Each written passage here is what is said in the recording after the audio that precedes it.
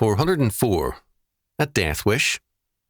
Chalcedon Report number 328, November 1992. Malcolm Muggeridge in 1972 observed that much of our civilization had at work in its heart a death wish. The economists and banks promote inflation.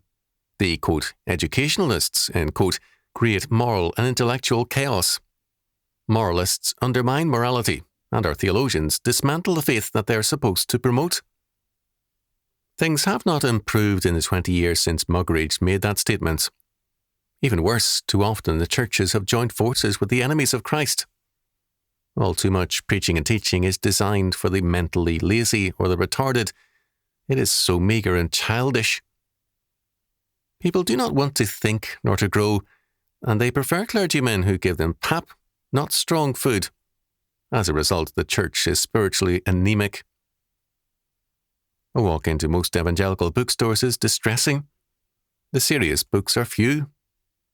The Bible, quote, study, end quote, books and guides are so elementary that they are embarrassing. Is the church appealing only to mindless people? The reality is that the people in the pews are the substantial and better educated people of the United States. The caliber of their intelligence and their education are both very high. Why are people who are so industrious and productive in society so lazy in the church? How can we exercise dominion when we park our desire to grow outside the church door? There are some Christian periodicals which publish sermons and articles of superior insights and of substantial merit, but these are the ones with low numbers of subscribers and readers. Have churches joined the world in its death wish?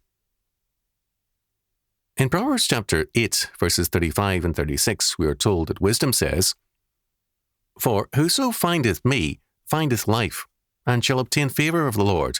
But he that sinneth against me wrongeth his own soul. All they that hate me love death." We are to seek wisdom and to pursue it. Our Lord says also that we must hunger and thirst after righteousness or justice, Matthew chapter 5, verse 6, if we are to be members of his kingdom. In Psalm 69, verse 9, we read, "The zeal of thine house hath eaten me up," words which John chapter 2, verse 17 says find their fullness in Christ. If we are members of his new humanity, then there should be some zeal in us to grow and to serve. Because Jesus Christ is the life, John chapter 14, verse 6, we, his new human race, should manifest a will to life, not to death.